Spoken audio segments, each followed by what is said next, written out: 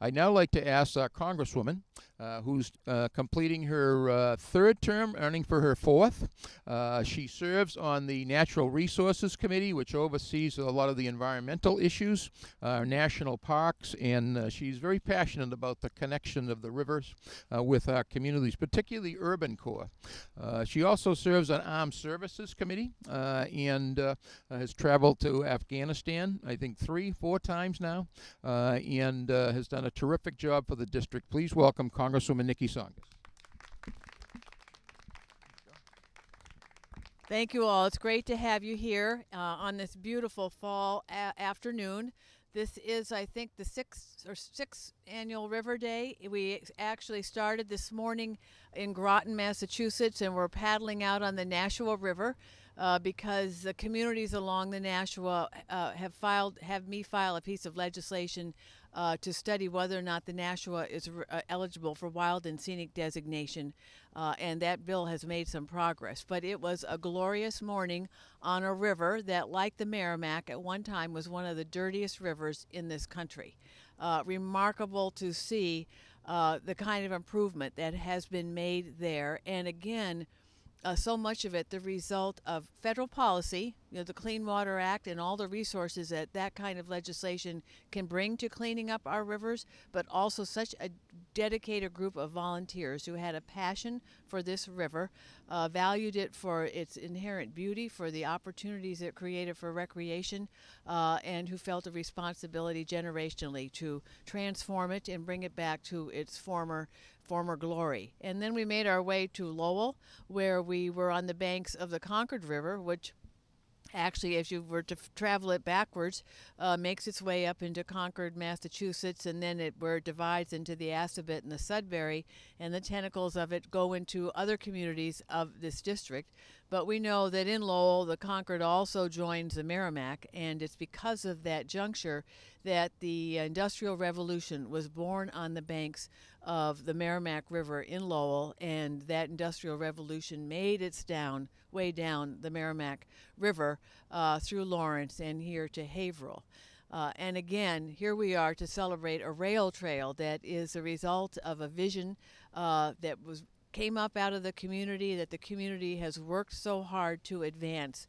Because while these rivers may no longer serve the same purpose to fuel an industrial revolution, I also know I lived in a mill for 5 years, and in a bill that was abandoned when the textile industry went south, there is no way there could have been any economic opportunity in adaptive reuse of that mill if these rivers were as dirty as they once were. So they still provide extraordinary economic opportunity for our communities, but they have to be clean in order to do that. So as I go back to Washington, again, we've had a lot of efforts to really cut back on the Clean Water Act. We've had a lot of efforts to cut back on the Land and Water Conservation Fund. But I know that without those pieces of legislation, those opportunities for funding, these rivers and our communities would not be where they are today. So as I go back to Washington, it is to make sure that the federal government remains an engaged partner around keeping our rivers beautiful and clean, and so that our children inherit rivers and communities that are improved beyond what we came into. And we've seen that in all these communities along the Merrimack River. So it's great to be here with so many groups of dedicated volunteers, forward-thinking leaders like Mayor Fiorentini, Linda Dean Campbell, and I may not see everybody out there. Representatives from Team Haverhill, a great organization for this city, and all the others who've been so involved in bringing this rail trail to fruition. So great to be here, and thank you all for joining us. Thank you, Nikki. I'd now like to ask Mayor Fiorentini, who's been a great partner with the Congresswoman, working on a variety of issues, and we appreciate you coming out, Mayor. Thanks, Brian. Thank you. I want to tell you a little bit about, I see so many members of Rail Trail Advisory Group that are here. I want to thank them for coming, members of Team Haverhill. I want to thank you for coming. And I want to talk to you a little bit about our vision of what we hope to see as a city will happen here over the next few years. We already have a grant to design a beautiful rail trail here, and we hope that by 2015, when you come here, you're going to see the most beautiful set of parks all along the river with a nice little playground, a walking path all the way down, eventually to get to the train station on that end with playgrounds and benches all the way up here to where the bridge is there. And then our next step is to be able to buy some land on the other side of the river, so that on the other side of the bridge, so that you can walk to the new playground that's put in today, already there next to the yacht club.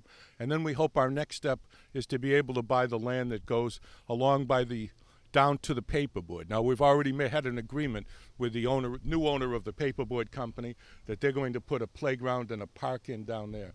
So we hope that within the next few years, you'll be able to walk from the train station down there all the way to the paperboard building. And we hope that some of you will take a detour and walk along that bridge there and get to downtown Haverhill, where we hope there'll be a new boardwalk. And you'll be able to walk the loop along the boardwalk as we connect up the boardwalk all the way around the Como Bridge and come back here. That's our vision, that eventually this will be our old emerald necklace right here that you're standing on. And we can do it with the help of partners like Congresswoman Tsongas, who's worked so hard to get us money, and our state legislature. I want to thank Representative Linda Dean Campbell for her support. Thank you very much for inviting me here today.